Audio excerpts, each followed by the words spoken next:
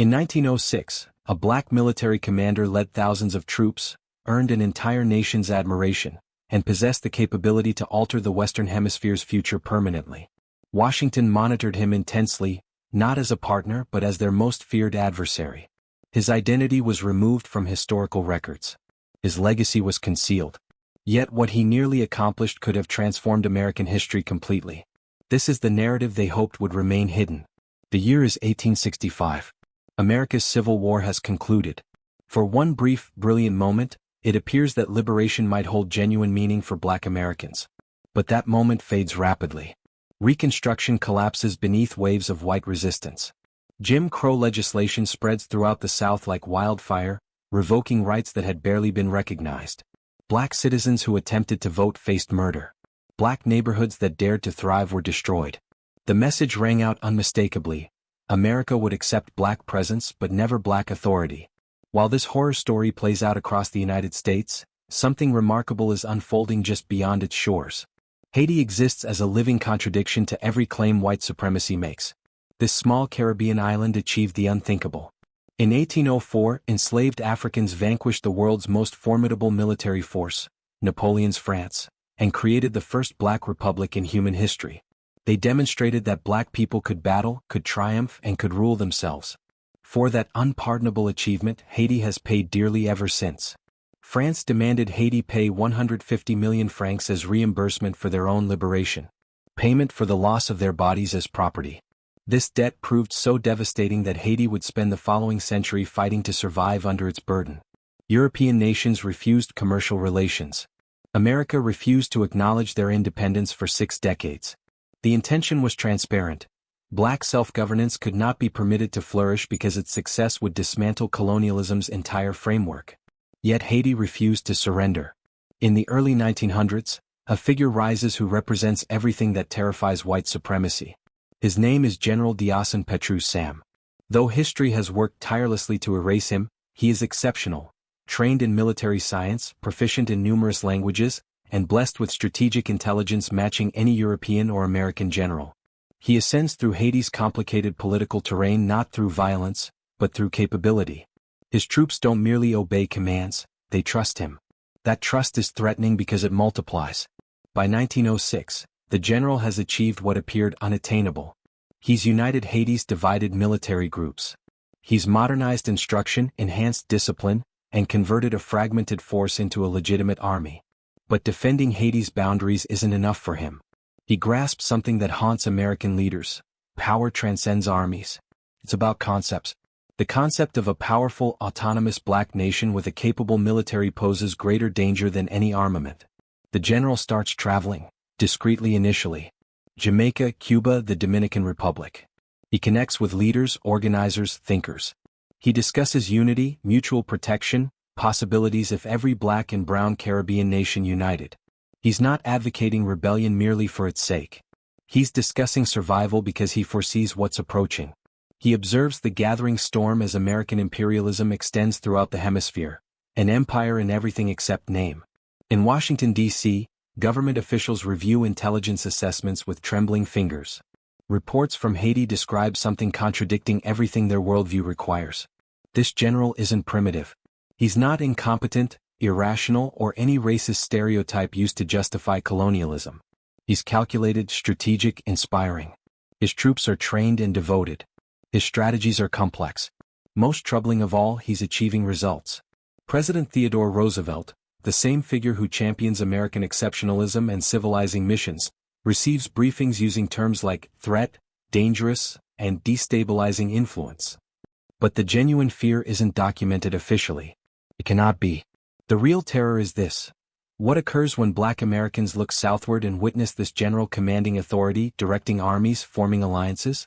What happens when they understand that Black military brilliance isn't impossible, it's been deliberately crushed? The propaganda apparatus springs into action. American newspapers, fed narratives by the State Department, start portraying the general as a dictator, a warmonger, a menace to stability. They employ every racist stereotype conceivable while carefully omitting his actual achievements. Yet in confidential cables between diplomats and military leaders, another story appears. They concede his tactical genius. They recognize the authentic devotion his soldiers demonstrate.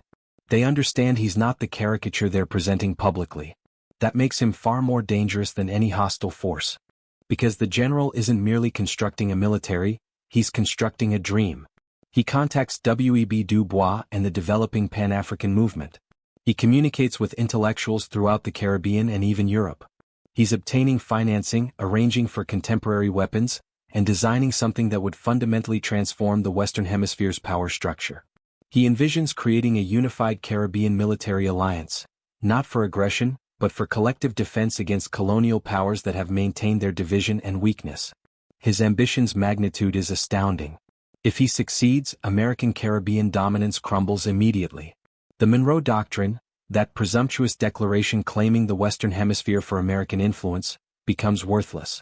Beyond that, it proves black and brown nations can organize, can resist white supremacy, and can prevail. That cannot be permitted. By 1915, the United States has witnessed enough. Under President Woodrow Wilson, a man who would screen birth of a nation at the White House and resegregate federal government, American Marines invade Haiti. The stated justifications are predictable. Instability, safeguarding American commercial interests, ensuring regional stability. But the invasion force is enormous, vastly exceeding peacekeeping requirements. Because this isn't about maintaining peace. This is about destroying potential. The general and his coalition network face systematic pursuit. Some perish in combat. Others are assassinated under circumstances never fully clarified. Survivors are forced into exile, dispersed across the Caribbean and South America. Their networks destroyed, their blueprints incinerated. The occupying force doesn't simply control Haiti, it begins reconstructing it. The Constitution is modified to permit foreign ownership of Haitian property for the first time since independence. The military is completely dissolved. Every institution capable of supporting future resistance faces systematic elimination. The violence extends beyond military objectives. The Caco Rebellion, a resistance movement of Haitian fighters refusing to accept American occupation, battles desperately for their nation's freedom. American Marines, trained in the savage methods of the Philippine-American War, respond with crushing force. Thousands of Haitians perish. Villages suspected of supporting resistance are obliterated. The casualties are enormous, yet American newspapers barely acknowledge it. When coverage exists, it portrays necessary action against criminals and insurgents. The general's identity vanishes from official documentation. His coalition strategies are classified or eliminated. Within one generation, it's as though he never existed. The occupation persists 19 years, nearly 2 decades of American military domination that strips Haiti of its sovereignty, resources, and pride. When American forces finally depart in 1934, they leave a fundamentally changed Haiti, economically destroyed, politically shattered, and militarily disabled. They carry away thousands of document pages that will remain sealed for over 50 years. But here's what couldn't be concealed permanently. During the 1980s and 1990s, as Haiti's history slowly becomes declassified, researchers start discovering truth in State Department archives and military intelligence records. The documents prove stunning in their frankness. U.S. military analysts describe the general as more threatening than any foreign military because of his capacity to inspire uprising across the hemisphere's colored populations.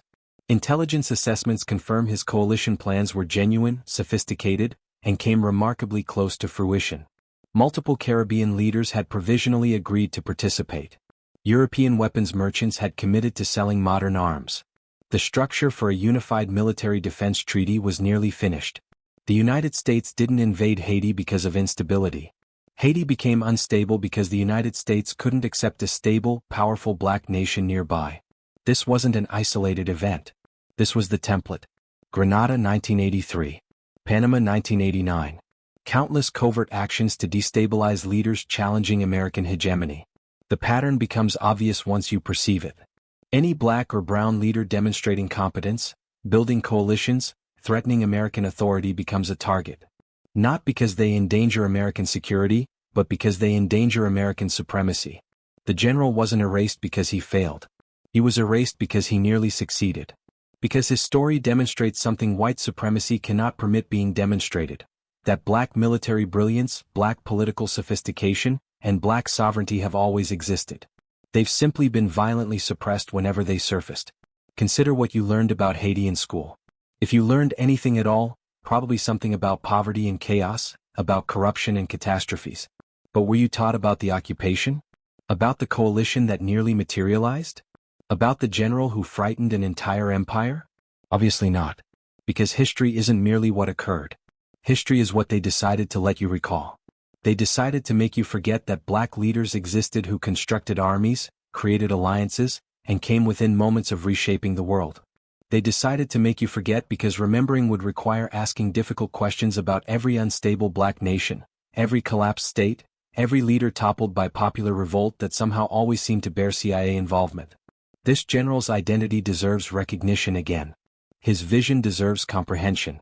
Not because he was flawless, no leader is, but because he was real. Because he proved that black military excellence and political sophistication aren't anomalies requiring explanation. They're the standard, violently suppressed because they threaten a power structure constructed on racial hierarchies lie. The next time someone claims Haiti cannot govern itself, recall this story. Remember that they attempted. Remember that they almost prevailed. And remember who ensured you'd never learn their names. That's authentic history. And now you understand why they buried it.